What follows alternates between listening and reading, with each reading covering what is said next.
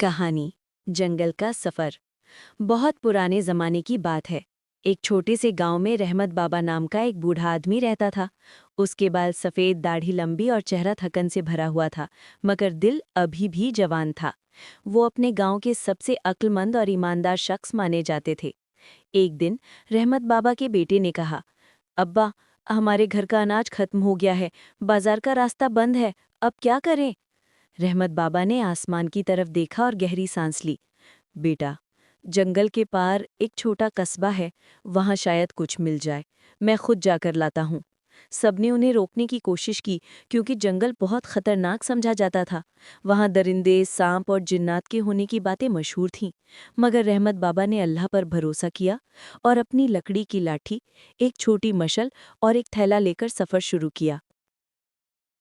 पहला दिन, तन्हा रास्ता।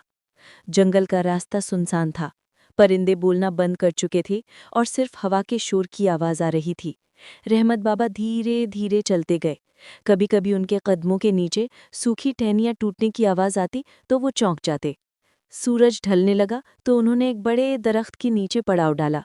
जैसे ही वो आंखें बंद करने लगे, उन्हें लगा कि कोई उनके करीब आहिस्ता आहिस्ता चल रहा है। उन्होंने आंखें खोलीं तो एक भेड़िया अंधेरे में चमकती आंखों से उन्हें देख रहा था। रहमत बाबा ने लाठी उठाई। अल्लाह के नाम पर दूर रहो। भेड़िया चंद लम्हे घौरा और फिर झाड़ियों में गायब हो गया। रहमत बाबा ने दिल ही दिल में शुक्र अदा किया कि अल्लाह ने बचा लिया। दूसरा दिन, रात का तूफान। अगली रात एक जबरदस्त तूफान आया। दरख्त झूमने लगे, बिजली कड़कने लगी और बारिश ने जमीन को दलदल बना दिया। रहमत बाबा एक पुराने दरख्त के नीचे छिप गए। अचानक उनके सामने एक अजनबी साया नमूदार हुआ। साया बोला, बूढ़े इंसान, ये जंगल तेरा नहीं, यहाँ से वापस जा वरना नुकसान उठाएगा। रहमत बाबा ने ट्रेम्बलिंग हाथों से अपनी लाठी उठाई। मैं किसी का नुकसान नहीं चाहता, सिर्फ गुजरने आया हूँ। अल्लाह पर भरोसा है। इतना कहने पर बिजली जोर से चमकी और साया गायब हो गया। बाबा के कपड़े भीग चुके थे, मगर दिल में खौफ की बजाय सुकून था। तीसरा दिन, सांप का जाल। सुबह हुई तो जमीन नर्म थी। बाबा चलते चलते एक जगह पहुंचे जहां एक बड़ा सा काला सांप रास्ता रोके बैठा था। रहमत बाबा रुक गए। सांप ने सर उठाया जैसे वो उनकी आजमाइश ले रहा हो। रहमत बाबा ने आहिस्ता से अपनी थैली से दूध का प्याला निकाला जो वो रास्ते के लिए लाए थे, और उसे सामने रख दिया। सांप ने दूध पिया और धीरे से रास्ते से हट गया। बाबा ने अल्लाह का शुक्र अदा किया और सफर जारी रखा। चौथा दिन, रोशनी का कस्बा।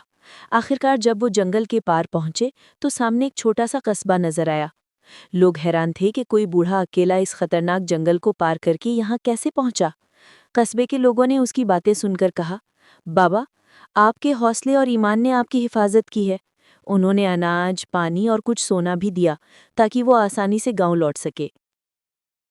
वापसी का सफर। जब रहमत बाबा वापस पहुंचे, गांव वाले खुशी से झूम उठे। बेटे ने बाप का कदमों को छुआ और कहा, आपने साबित कर दिया अब्बा कि ईमान और हौसला सबसे बड़ी ताकत है। रहमत बाबा ने मुस्कुराकर कहा, बेटा, याद रखो, जंगल के अंधेरे से डरने वाला कभी रोशनी तक नहीं पहुंचता। सबक। ये कहानी हमें सिखाती है कि ईमान, सब्र और हौसला इंसान को हर मुश्किल रास्ते से गुजार देता है। अगर दिल में यकीन हो तो अंधेरा, तूफान और खौफ सब पीछे रह जाते हैं।